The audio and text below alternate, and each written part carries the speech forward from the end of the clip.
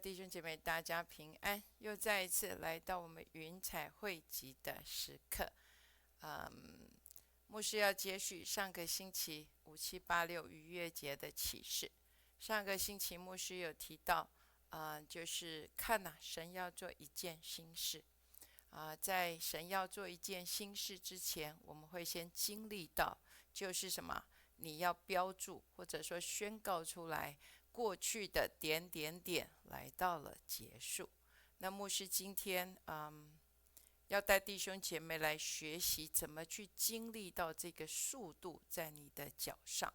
但是在那之前，牧师要说，很多的弟兄姐妹都非常的渴慕，也愿意走进新的季节，也知道了要走进新的季节。特别在我们的平台，我想弟兄姐妹对于节期都已经是非常了解的了。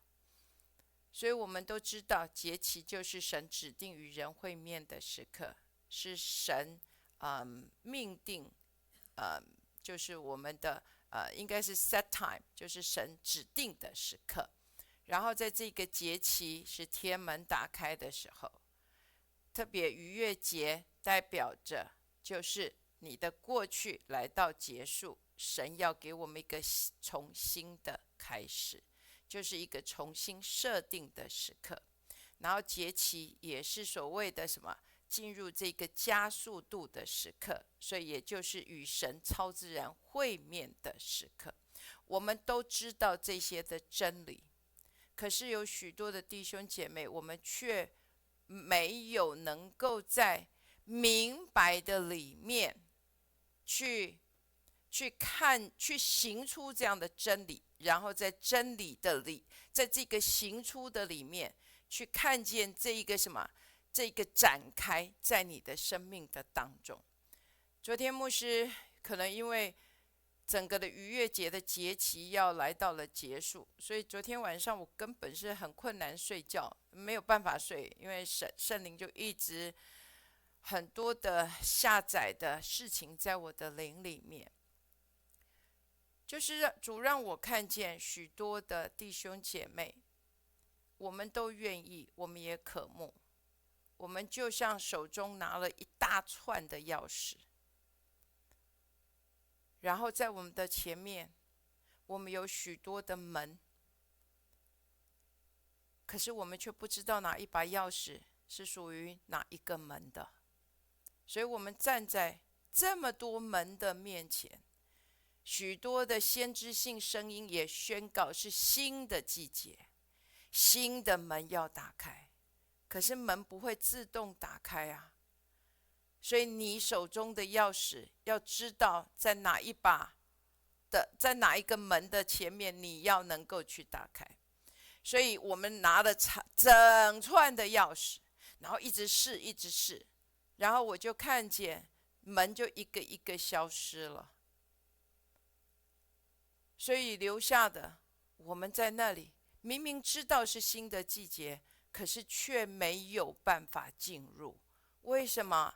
因为我们没有长大成熟，我们允许自己一直都只是停留在什么吃奶的阶段。在我们的生命的里面，要学习去长大成熟。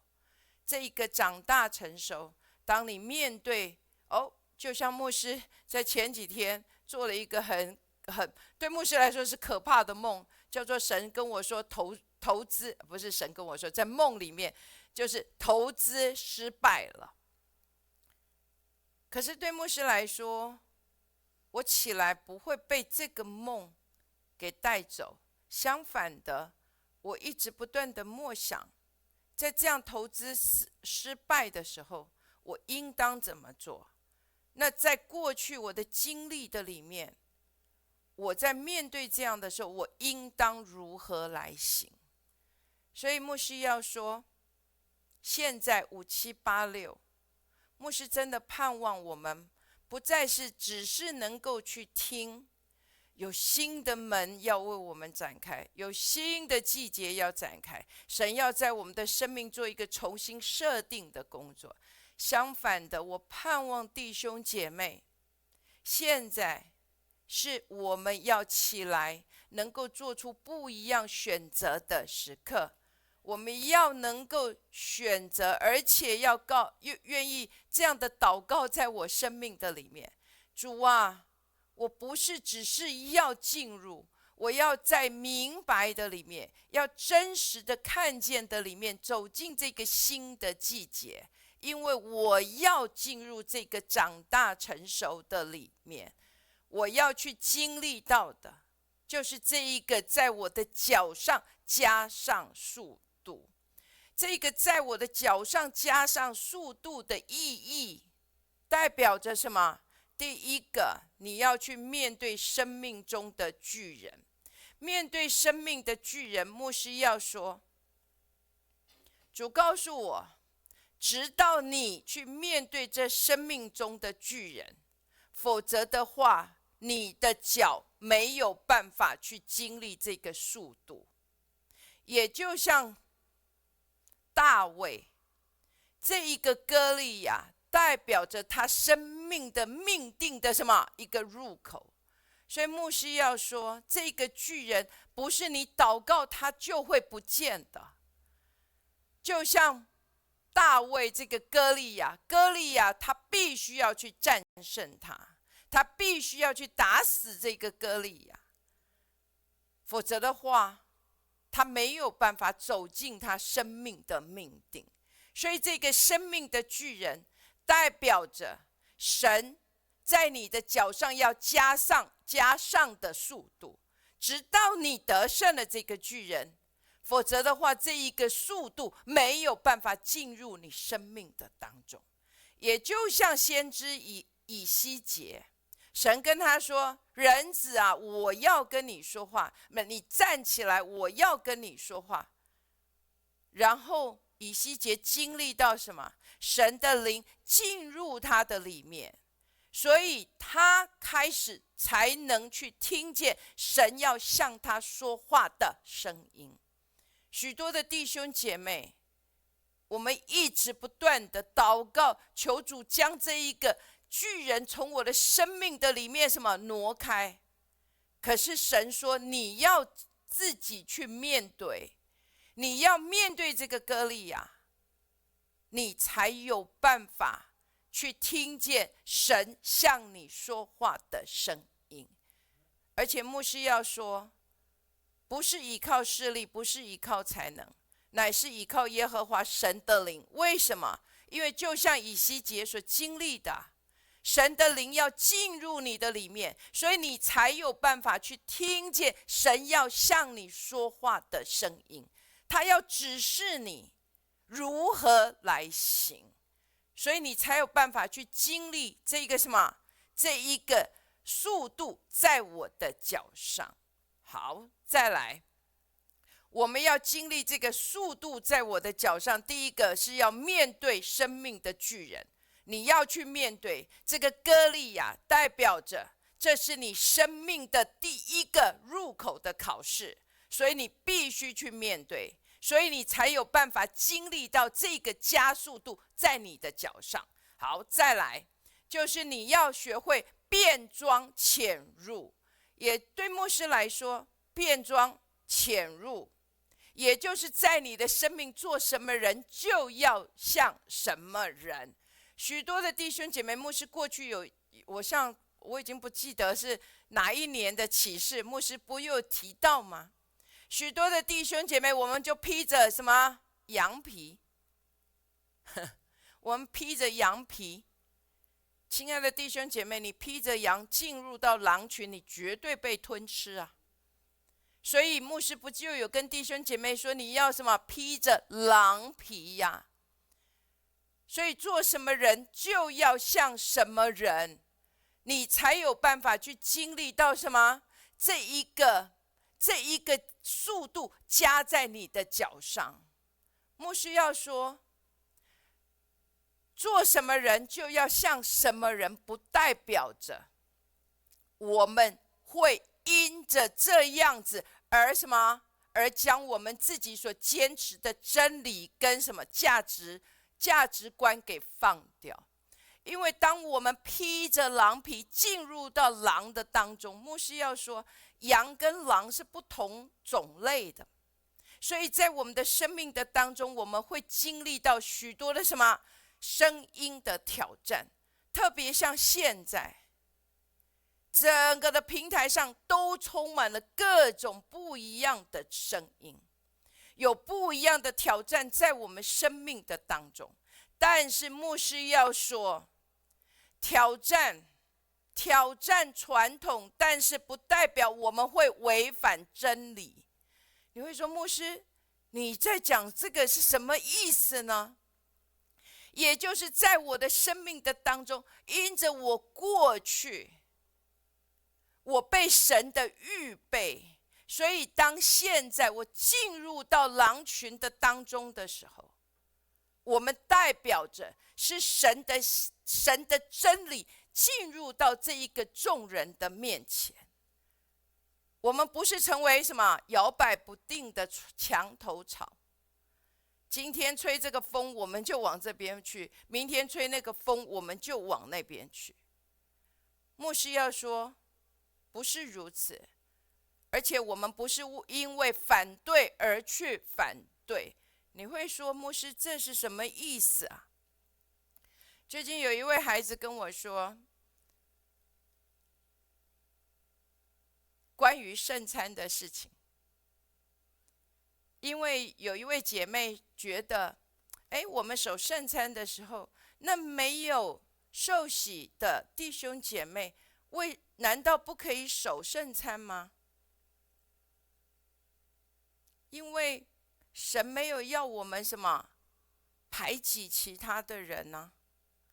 如果我们跟他们一起守圣餐，他们也一起进来，他们就会觉得他们是被接纳、被认同的。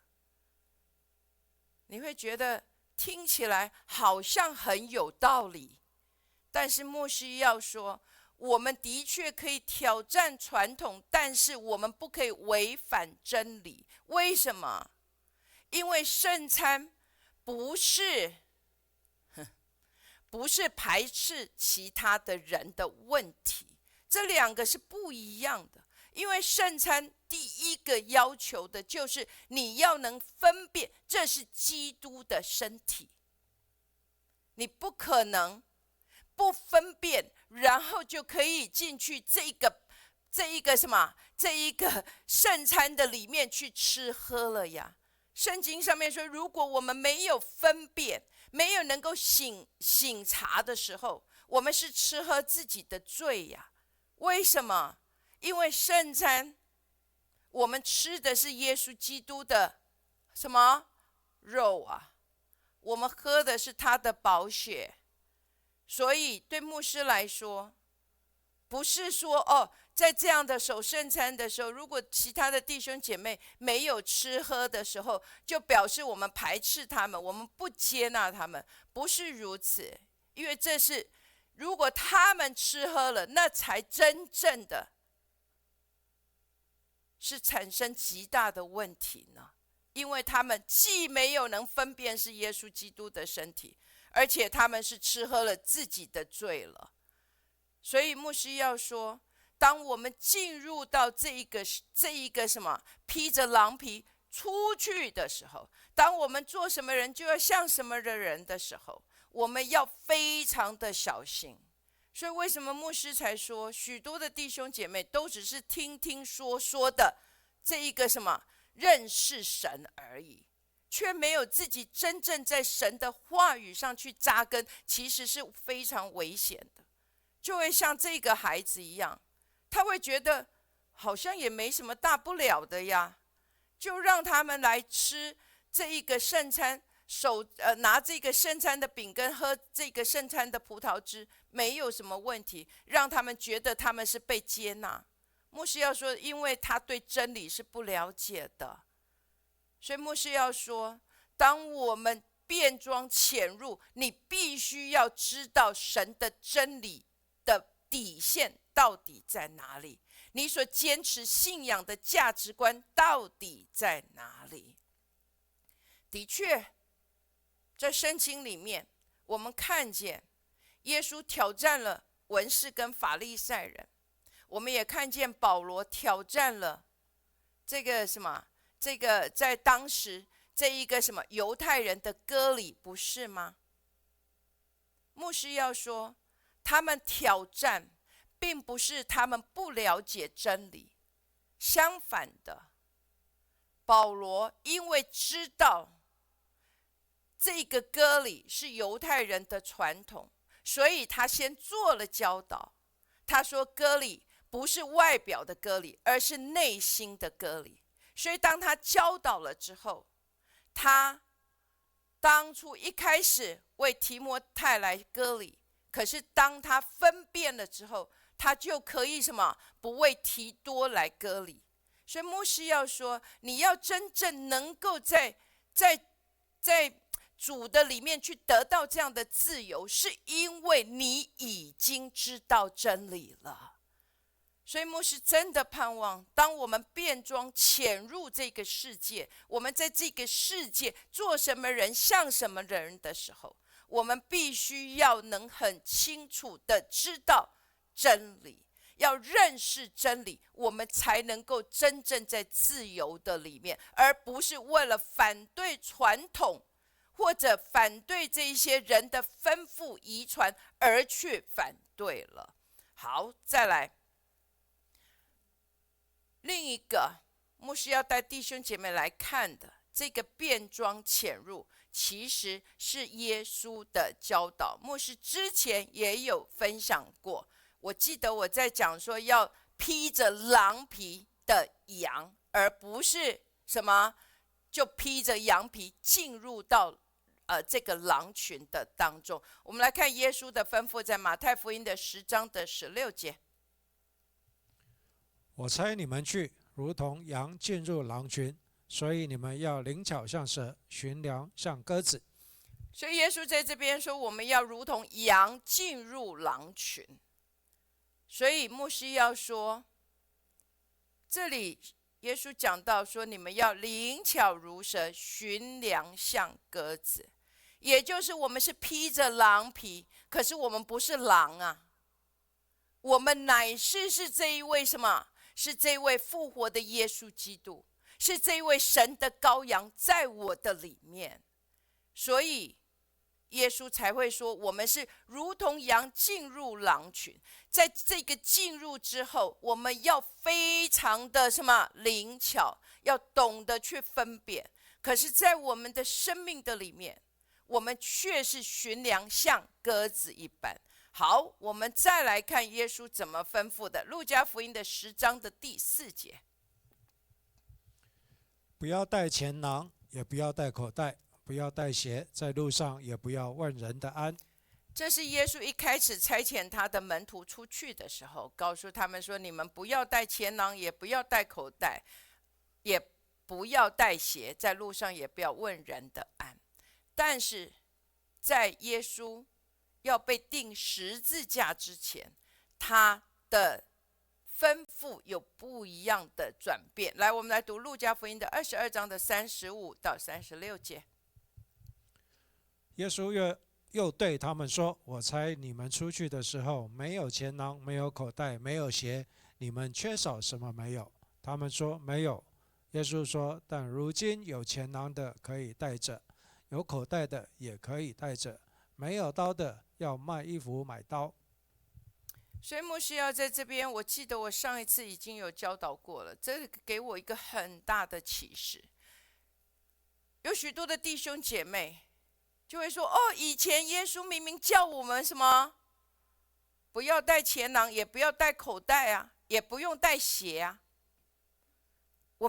我们相信耶稣我们的主一定会供应我们一切，的确如此。可是这里耶稣说什么？耶稣说但如今，这个但如今是什么意思啊？就是现在不一样了。所以亲爱的弟兄姐妹，有许多的时候我们会抓住过去，我们抓住过去主是这样子的供应啊。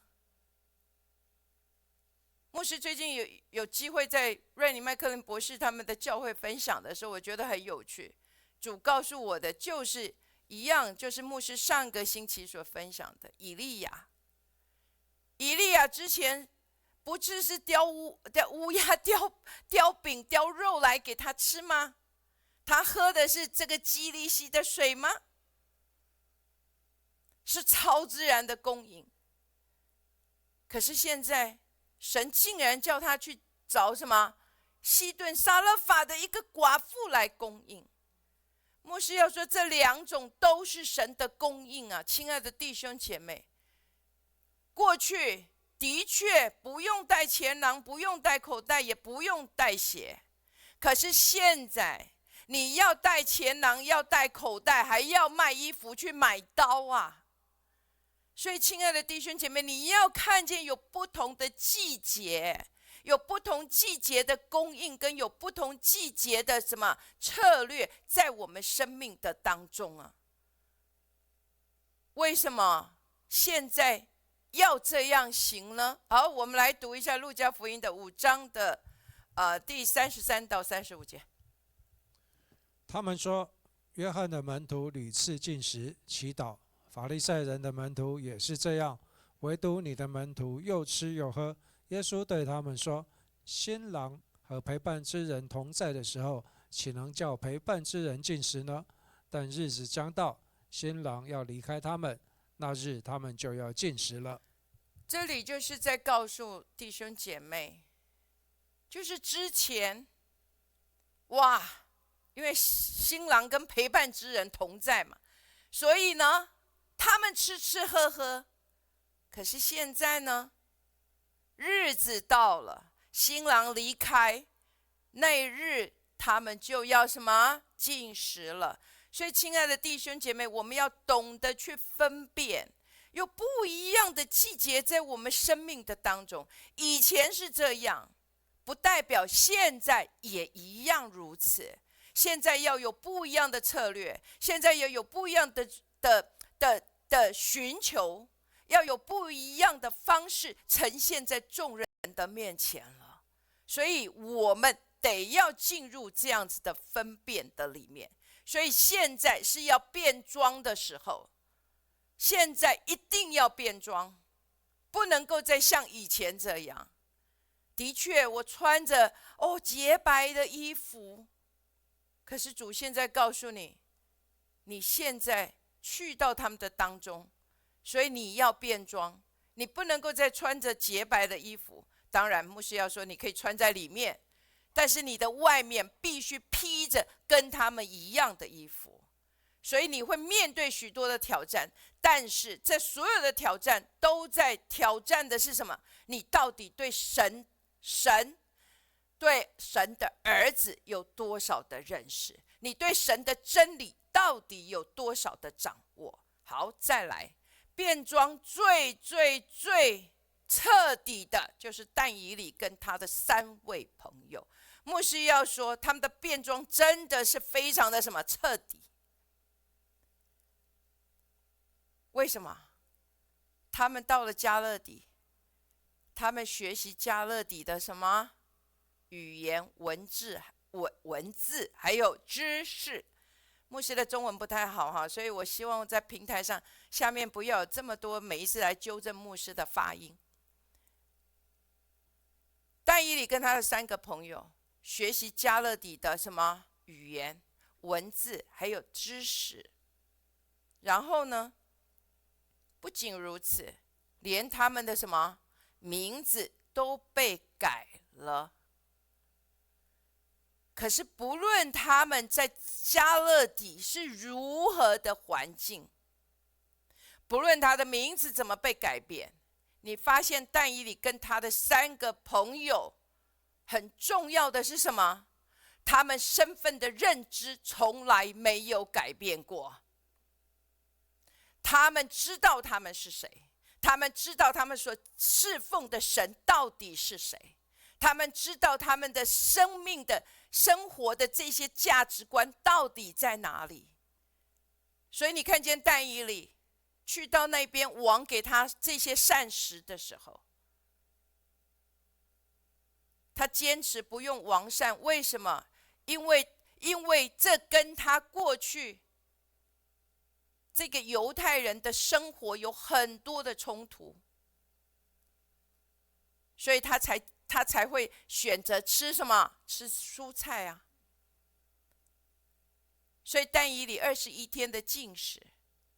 所以你这样看见了吗？但以理跟他的3个朋友变装非常的彻底，连名字都改了，可是他们却从来没有忘记他们真实的身份到底是谁，他们所侍奉的神到底是谁，他们所坚持的价值跟信仰的这整个的核心也从来没有改变过。所以牧师要说，当我们在变装潜入的时候，我们去向他们的时候，牧师要做一个很深的，而且是从心里头的提醒。我们来看哥林多前书的9章26到27节。所以我奔跑不像无定向的，我斗拳不像打空气的，我是克功己身，叫身服我。恐怕我传福音给别人，自己反被弃绝了。所以这里牧师觉得保罗这句话给了我很大的鼓励。我们在这个世上，我们变装了，我们披着狼皮了，可是这里说什么？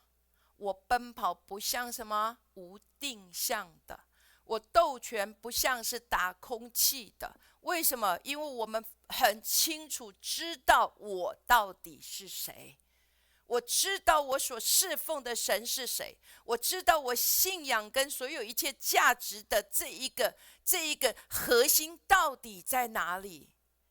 所以保罗这里说什么？我是攻克己身啊，叫身服我。恐怕我传福音给别人，自己反被弃绝了。所以牧师真的盼望我们不会是在变装的里面，然后忘了我自己是谁，然后在变装的里面就跟这一个世上没有两样了。我们能够像保罗在这里提醒他自己的，他每一天都是这样的攻克己身，叫身服我，因为生怕我传福音给别人，自己反倒被弃绝了。好，再来，在我的脚上加上速度。第一个就是直面你生命中的巨人，第二个就是我讲的要披着狼皮进入这个狼群的里面，你要变装潜入。但是这个变装你必须很清楚知道，就像刚刚牧师讲的，你的信仰的核心跟真理是不能够改变的。再来就是叫做巴掌大的云彩。牧师要说，这个巴掌大的云彩对牧师来说，你在这一个脚上必须要加上速度。神之所以能够给你速度，是因为你要技巧熟练啊，你要技巧熟练，而不是半吊子。你必须是善于。牧师真的要说，我觉得很可惜，许多的弟兄姐妹，因为我们都被一些叫做在教会里面常用的术语使我们局限了。因为圣经上面说敬拜就是什么？心灵跟诚实。所以许多的敬拜者，我们不求我们自己在在各个方面的什么这一个怎么讲 excellent， 进入这样的优秀的里面。我还记得我的儿子上个礼拜跟我说，他的系主任跟他说Samuel， 我希望你不要当一位中庸的，而是能当一位真正优秀的好的医生。你知道，当儿子跟我这样分享的时候，我也愿意这样来鼓励弟兄姐妹。我们要善于，我们要能够是熟练的，而不是只是哎呀，没事就用，反正就是心灵跟诚实的敬拜，的确是心灵跟诚实的敬拜。可是我们不能够用这个来告诉自己，我在这个技巧的上面，我在这一个往上更深的、更高的知识的一个什么借口啊？有许多的弟兄姐妹，每一次就告诉牧师说：“我知道，如果神要我带敬拜的时候，我相信圣灵就会运行在我们的当中。我相信圣灵就会在我的生命来 take over， 叫做什么？叫做圣灵就会临到我。”然后我一坐在琴的面前，他就会带领我的手，哇，这样子的很优雅的什么 flow 出那个流淌出这天上的这个敬拜的乐曲。牧师要说，的确有这样子的人在被神使用着，但是牧师要说99%都不是。所以牧师要说，那只是巴掌大的云彩，但是我们只是局限在这个巴掌大的云彩，就以为满足了。但是牧师这样讲的意思，也不是说所以教会的里面我们就要去请专业的人士来弹奏。牧师要说，专业的人士如果没有跟神有关系，他不曾有这样子的关系，也没有真正知道这一个这个诗歌所要表达的心意跟这个氛围，牧师要说也是没有办法。但是牧师只能够来说，我盼望我们手中的技巧能够真正的进入这样子的熟练的里面。这样的技巧的熟练，才可以使我们在神要使用的时候，可以按他的心意来使用我们。所以这个巴掌大的云彩，牧师要说，指的只不过是什么？技巧熟练的这一个预备而已。你必须在你的生命的里面，不能够只求这巴掌大的云彩，要这一个神的速度可以进入你的脚上，你必须要进入什么？这一个非常熟练善于的里面。就像牧师过去一直不断的教的，叫做以斯拉，它是敏捷的文士。我们读以斯拉的7章6节。这以斯拉从巴比伦上来，他是敏捷的文士，通达耶和华以色列神所赐摩西的律法书。王允准他一切所求的，是因耶和华他神的手帮助他。所以在这里牧师要说他是敏捷，我之前有教过这个。敏捷就是他是预备好的，所以随时可以被神来使用。更重要的，他后面这一句话叫做什么？通达耶和华以色列神所赐摩西的律法书。所以你必须要是预备好，你必须要进入这个通达，所以呢，你才能够开始经历后面的恩宠。但是牧师，这是以斯拉，牧师要带弟兄姐妹学习的另一个叫做但以理跟他3位朋友。我们读但以理书的1章17节跟20节。这4位少年人，神在各样文字学问原文作智慧，上赐给他们聪明知识，但以理又明白各样的异象和梦兆。王拷问他们一切事，就见他们的智慧聪明，比通国的术士和用法术的胜过10倍。所以亲爱的弟兄姐妹，牧师真的盼望，因为我觉得教会我们用很多的词句，使我们自己停留在这个什么平庸的里面。因为我们都一直告诉自己，反正心灵跟诚实的敬拜就好了。可是实际上呢，我真的要说，我们要开始改变这样的思维方式，要进入这样子的卓越，优秀的里面，这样的优秀在我们的生命的当中，就像但以理跟他的这3个朋友，王拷问他们一切的事情，就见他们什么智慧聪明，比通国的术士和用法术的什么胜过10倍啊！亲爱的弟兄姐妹，胜过10倍。所以我们每一次都希望我们能够像但以理一样被神来使用，可是我们却没有这样子的预备啊！你要经历这一个你的脚上这样的速度，你必须是预备好的，你必须是善于的。你善于不是那个善，不是那种鱼，不是 fish， 而是要 excellent， 你要很熟练于这些事情的，就像但以理这样，跟他的3个朋友，所以他们能够什么，一直在不同的朝代里面来成为神的见证。好，再来，牧师最常用的叫做户兰列王记上的7章14节。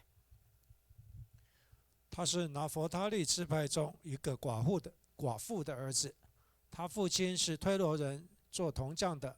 户兰满有智慧、聪明、技能，善于做各样铜作。他来到所罗门王那里，做王一切所要做的。所以牧师要说，就像户兰也这里也说，他满有智慧、聪明、技能，还有嘞，善于各样的铜作。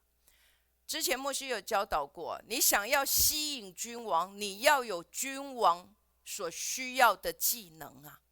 你没有君王所需要的技能，你怎么有办法能够让君王去看见你呢？你看见谁？以斯拉如此，你看见但以理如此，你现在看见户兰也如此。所以亲爱的弟兄姐妹，牧师真的盼望，牧师这样讲不代表说，牧师你就是属于那种眼高的人，不是。牧师真的盼望教会要开始去拒绝，我们就一直在这种用很多的术语来说反正心灵诚实的敬拜就好。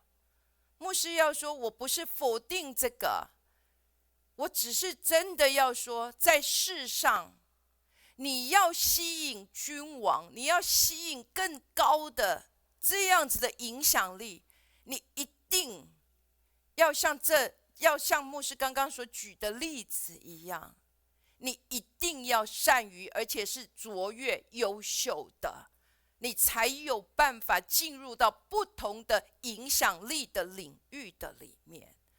好，然后再来，牧师要带弟兄姐妹，当你有这样子的技能了，不仅只有巴掌大的云彩，因为巴掌大的云彩只是为了迎接而已，迎接下面的叫做什么？恩宠的领导。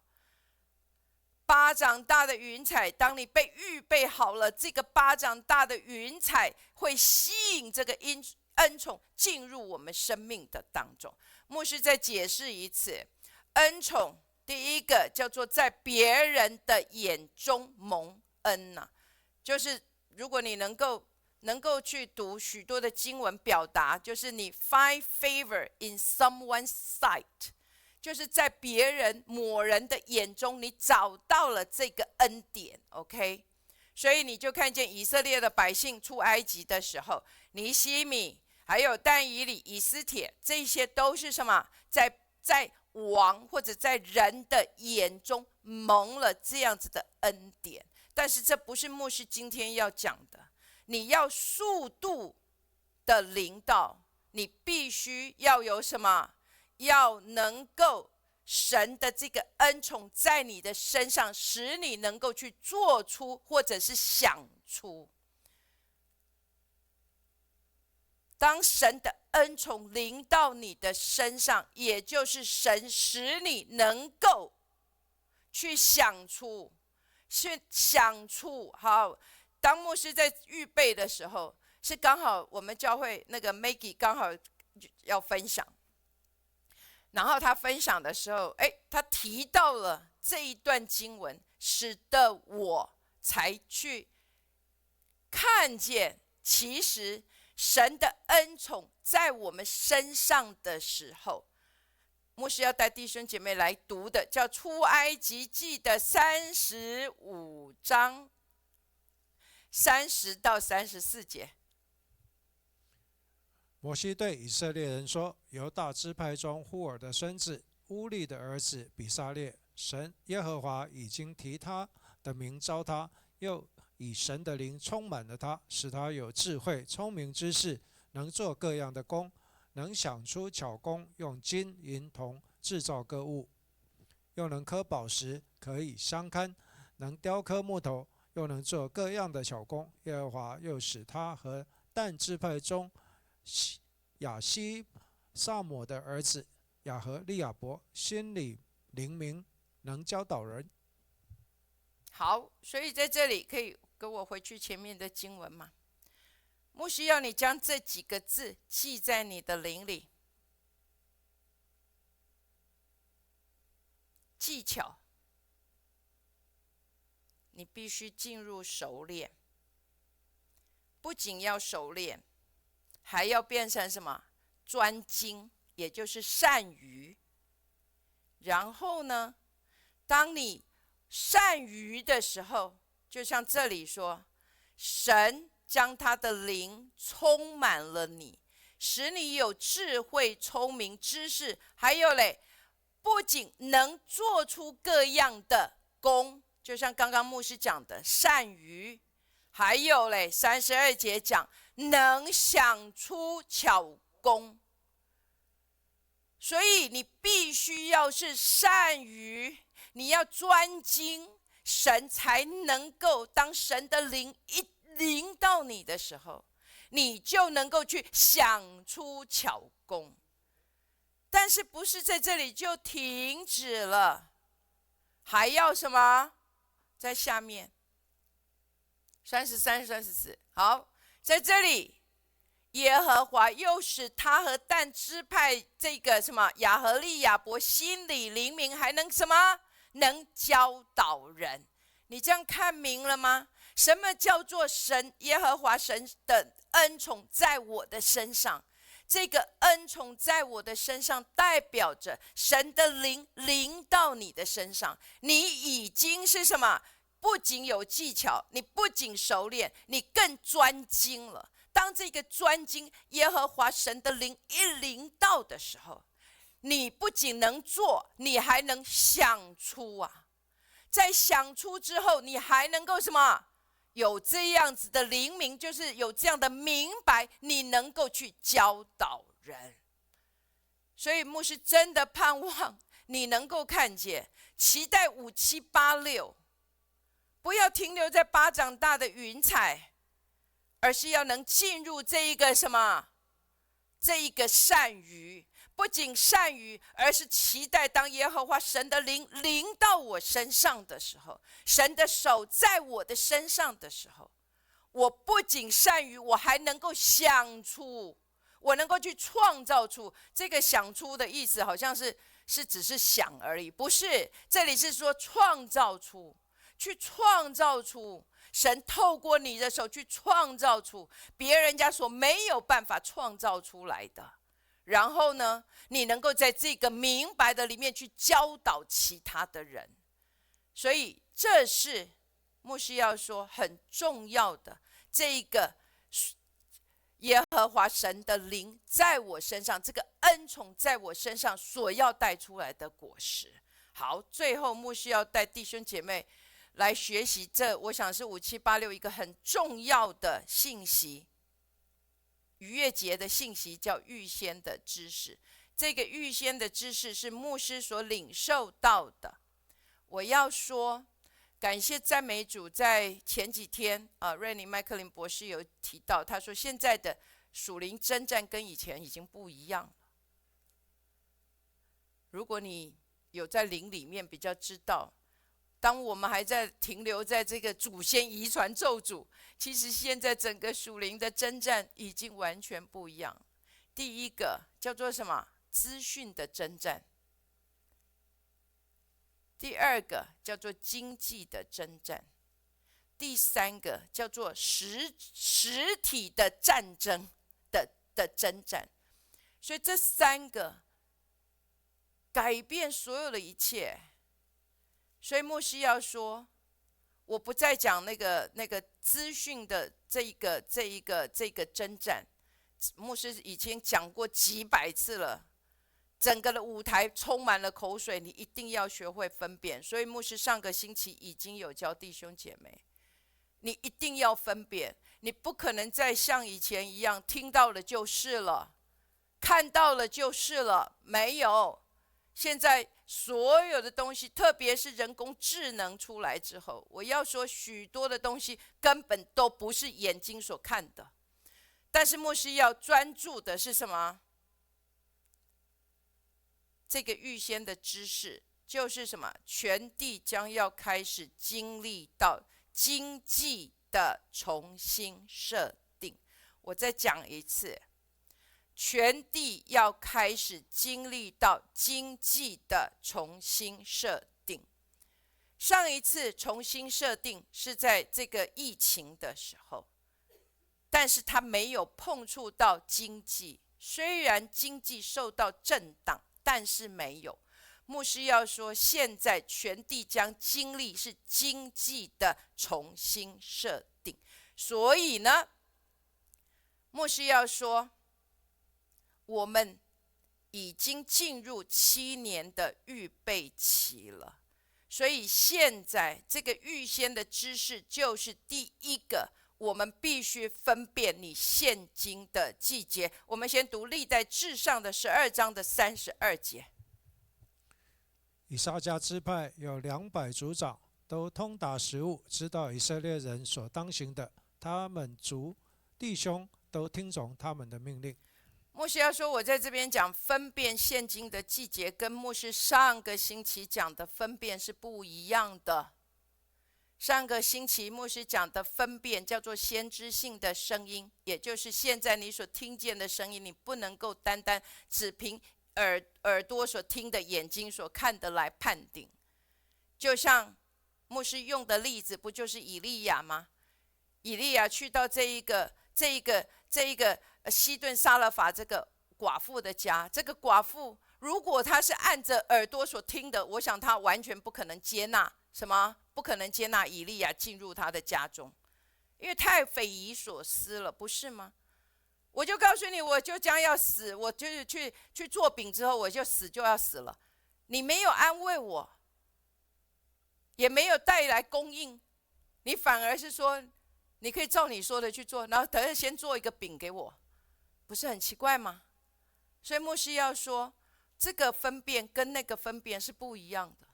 这里的分辨，现今的季节，牧师过去有讲关于以撒家的恩膏，这里叫做200族长，叫做什么？都通达时务，也就是他们是知道所谓的时候跟季节的。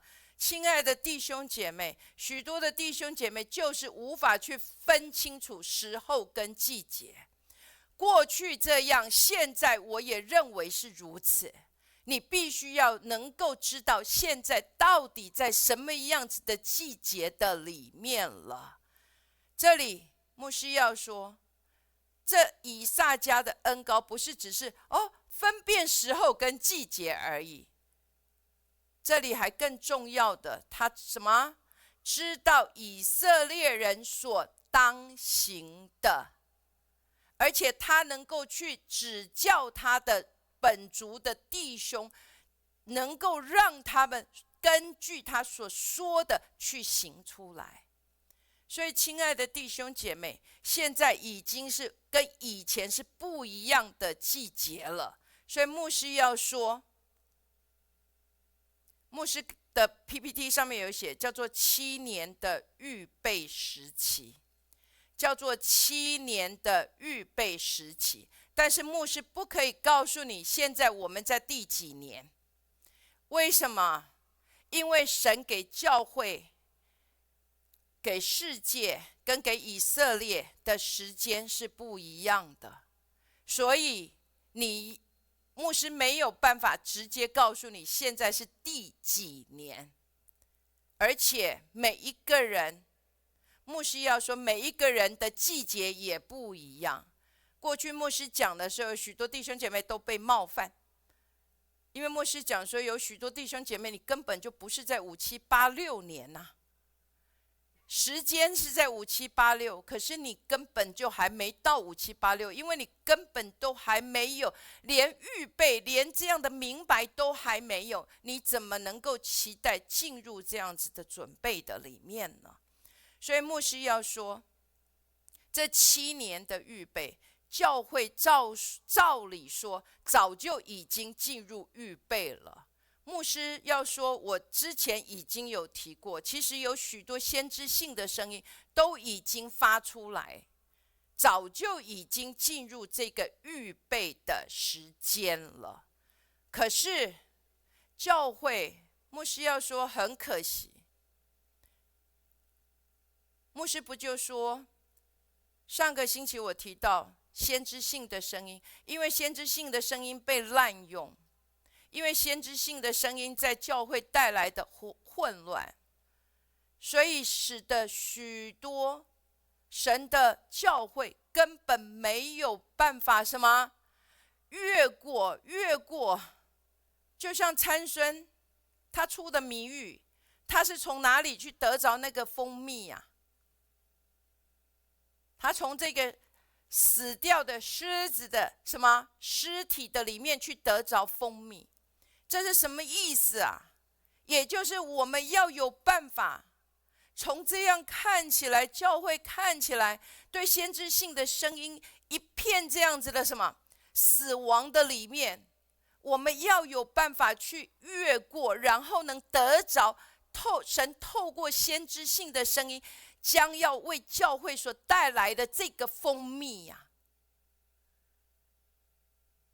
所以牧师真的盼望我们能够进入这样子的分辨的里面，因为现在已经不能够再像以前了，我们已经不能够再像以前了，只是听着神将要来赎回我们的过去，然后我们就阿们，哎呀，我们要进入新的季节，阿们，不可以了，我们真的要进入这样的长大成熟的里面，也就是我们能够越过这看起来像是死亡的，像是极深的黑暗的，我们能够从中间去看见神说话的声音，然后从那里去汲取这个蜂蜜，使得我能够继续的去前行。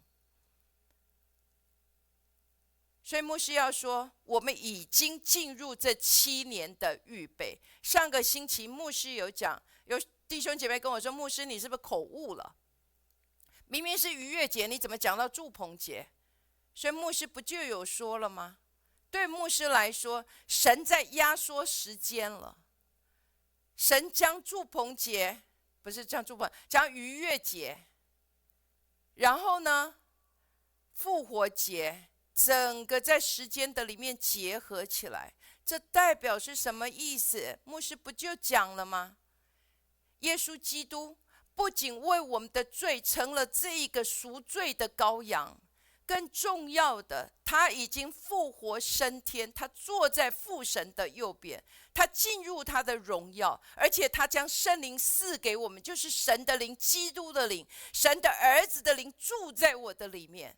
所以我们已经被期待，不是只是逾越节的羔羊，主的宝血遮盖我，而是从我的生命要成为耶稣基督这个复活的彰显啊。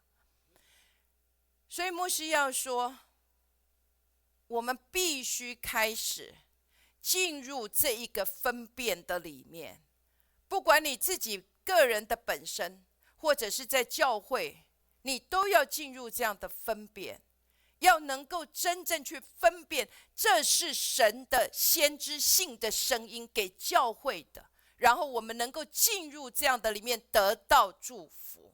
好，再来，牧师要说，这7年的预备，第一个要分辨，再来第二个，牧师看见就是约瑟与摩西的兴起。我再说一次，约瑟与摩西的兴起。每次牧师讲约瑟的时候，我都会很难过，因为我们以为只要你有自己的公司，你就是约瑟，或者你赚很多的钱，你就是约瑟。牧师要说不是啊，真的不是。牧师真的盼望，也祷告教会能够认出这样子的约瑟啊。为什么？因为约瑟是为了什么时候而预备的？约瑟到底是为什么时候预备的？为了饥荒的时候。牧师要说，约瑟会兴起，是因为全地即将经历这样的饥荒，所以神为了预留他的百姓，所以让约瑟可以来兴起。所以约瑟的兴起，牧师要说，不是说什么，因为他在职场上，所以他有约瑟的恩膏。牧师要说不是，不是。你去读圣经里面，约瑟岂是在职场上的恩膏呢？约瑟的兴起是因为全地即将经历饥荒，所以神释放约瑟进入他的舞台，为了什么？为了要帮助他的百姓能够什么？在这样的预备的里面，免于这个饥荒的这一个什么？这一个遭难。为了他所预备的家而做预备的。所以牧师要说约瑟，好，我们来读一下创世纪的41章的33到37节。所以法老当拣选一个有聪明有智慧的人，派他治理埃及地。法老当这样行，又派官员管理这地。当7个丰年的时候，征收埃及地的1/5，叫他们把将来丰年一切粮食聚敛起来，积存五谷，收存在各城里做食物，归于法老的手下。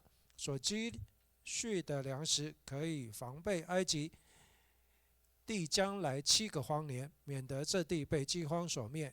法老和他一切臣仆都以这事为妙。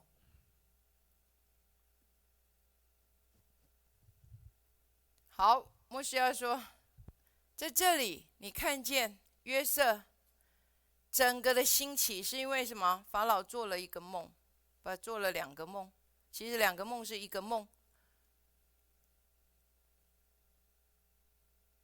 约瑟兴起并不是只是因为他里头有神的灵，所以你不会是因为你是基督徒，你在职场上你就是约瑟。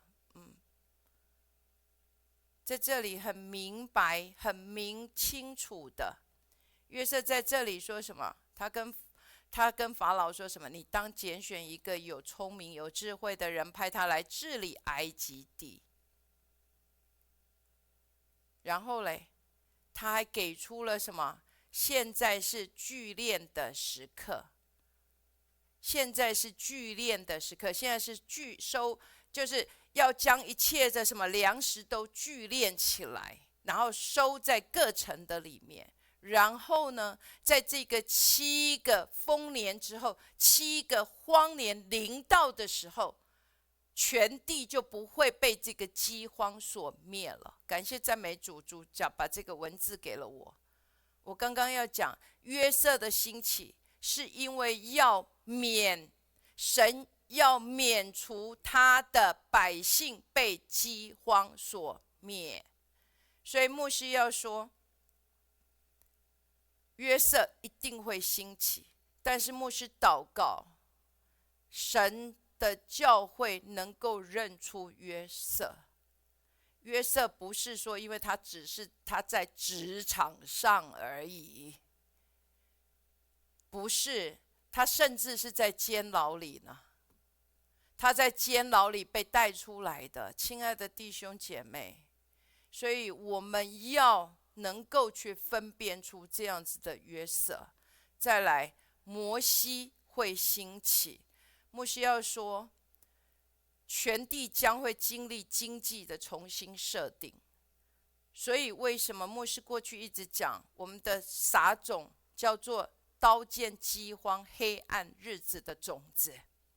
所以在这样的饥荒的时候，神一定会保留我们，因为我们的当中有约瑟。好，再来就是摩西是为了要出埃及而预备的，摩西是为了出埃及而预备的。来，我们来读出埃及记的3章9至10节。现在以色列人的哀声达到我耳中，我也看见埃及人怎样欺压他们，故此我要打发你去见法老，使你可以将我的百姓以色列人从埃及领出来。所以你在这里看见了摩西的兴起，全地不是在一片欢腾的里面呢。摩西的兴起是什么？哀声啊，遍地都是哀声。因为什么？埃及人欺压了以色列人。所以牧师要说，将会有这样子的哀声在全地，然后被神听见，特别是主的百姓被欺压，所以摩西才会进入到这个舞台。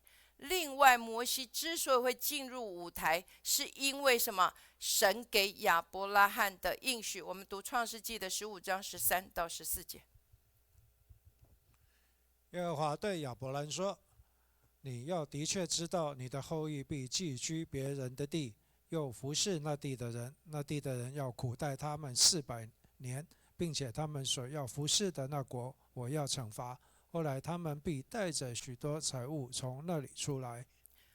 所以现在全地将会开始叫做什么？进入这样的设定。所以牧师只能告诉弟兄姐妹，约瑟一定会兴起，是因为什么？即将要进入这样子的预备跟什么饥荒。然后摩西也一定会兴起，因为主的百姓会受到极大的压制，就像埃及人辖制，而且真正苦害主的百姓，所以摩西会兴起在这个舞台的上面。好，再来，牧师要带弟兄姐妹来学的最后的2个，第一个就是要从知道饥荒来开始预备。牧师再说一次，要从知道饥荒来开始预备。牧师要说，不是因为恐惧，牧师这样讲不是要释放恐惧在主的百姓的当中，而是要告诉弟兄姐妹，现在是什么？收据的时刻，是聚练的时刻，也就是现在是什么？要开始。所以为什么牧师过去一直讲要去上山取木料？你现在要想尽各种办法去什么？收据的时刻。现在是收据的时刻。所以为什么要知道是从饥荒来预备？就跟约瑟一样，他已经宣告出来7年的预备。所以在这个7年的预备的里面，牧师要说，感谢赞美主，我们已经事先都教过了，叫做隐藏的玛纳。隐藏的玛纳的里面，玉华牧师用了很简短的8堂课，是吗？是8堂课还是几堂课？来教弟兄姐妹要过着温柔的什么财务的生活形态，而且要什么？要进入零负债的里面。所以牧师真的盼望弟兄姐妹，你一定要开始做这样子的聚练。现在不是我有10块钱就花光光啊，现在是聚敛的时刻，现在是收聚，叫做什么 ？gather 的时刻，就是要去聚的时刻，要去把这一个全部都收来的时刻，聚敛起来的时刻。阿们。所以要过温柔的财务生活，不仅如此，要去上山取木料啊！所以在你的生命的当中，现在你过去一个月，牧师不知道现在一个月能够花多少钱。牧师要说，现在要进入这个温柔的财务生活的形态的里面，极大的考验。因为整个世界告诉你，叫做什么？花钱。可是牧师却要告诉你，现在是什么？温柔的时刻。现在是温柔的时刻，而且现在是聚敛的时刻，要收聚起来的时刻。阿们。所以牧师要说，还有，牧师刚刚有讲一个，可是求圣灵再把它带回来。就是这个饥荒，牧师还领受一个，因为有许多的弟兄姐妹，哇，牧师饥荒要来了，所以我们现在应该是什么？如果现在你正在饥荒的里面，牧师要说，我领受一个，就像以撒，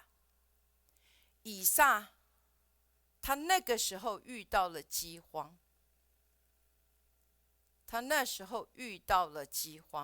结果呢？神叫他去撒种，你不觉得这个很违反常态吗？饥荒的时候哪来的种啊？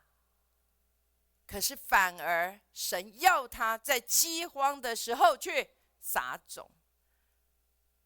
所以牧师要说，神可能会叫你做一些是违反常态的事情，但是牧师要说，现在你要开始为这个饥荒来做预备，但是不是让你活在恐惧的里面？怎么办？运凡牧师说有饥荒即将临到全地之上。牧师要说，因为会有约瑟兴起嘛，所以我们一定不会有这个饥荒在教会的当中，因为我们的教会应该是什么？我们是有粮的。所以牧师真的相信，我们即将全地经历饥荒的时候，我们的教会相反的成为有粮食的地方。所以连约瑟的父亲父家都能够得到祝福。所以现在是我们聚敛的时刻。阿们。好，再来，最后要从知道实灾来开始做选择，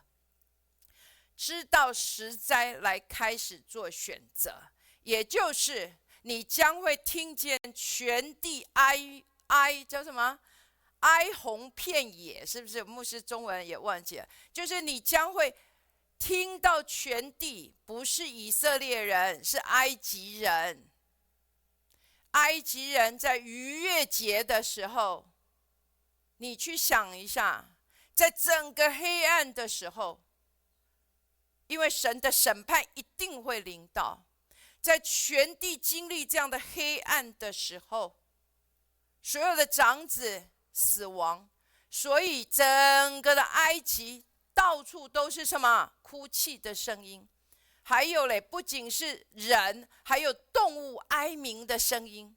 所以全地即将经历这样子的什么？黑暗。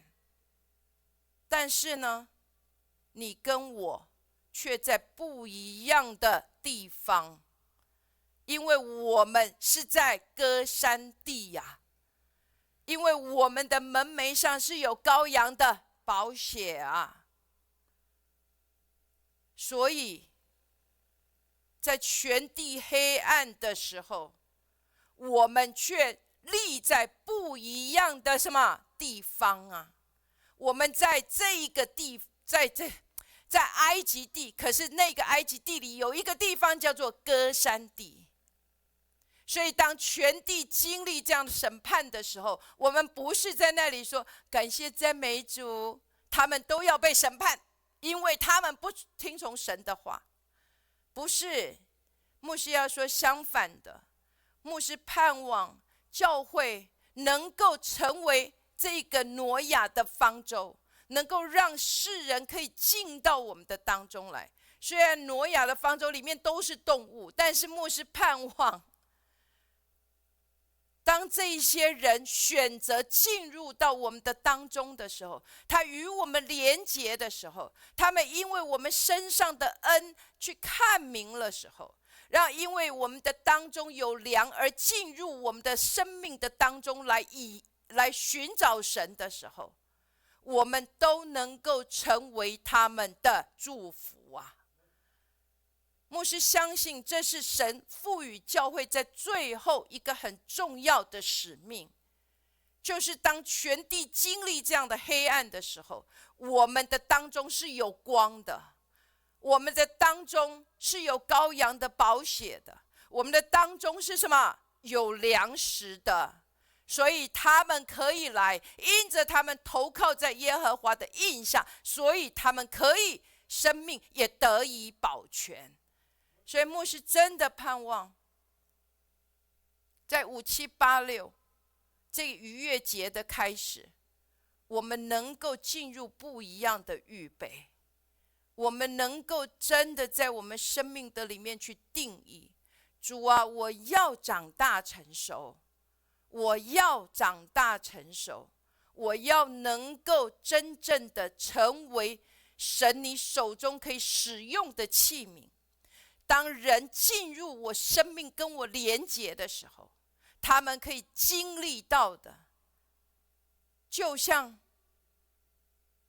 以色列的百姓所在歌珊地，以色列的百姓所经历的一样，他们投靠在我们的当中，他们的生命也能因此而得以保全，也因着我们的长大成熟，所以我们能够越过，就算是死掉的这样子没有任何气息的这一个先知性的声音的里面，我们能够认出神你所向我说的话，我能够从中间得着这个蜂蜜，使我的灵魂都能够舒畅，也能够继续前往我生命的道路。愿主祝福每一位弟兄姐妹，我们下个星期再见。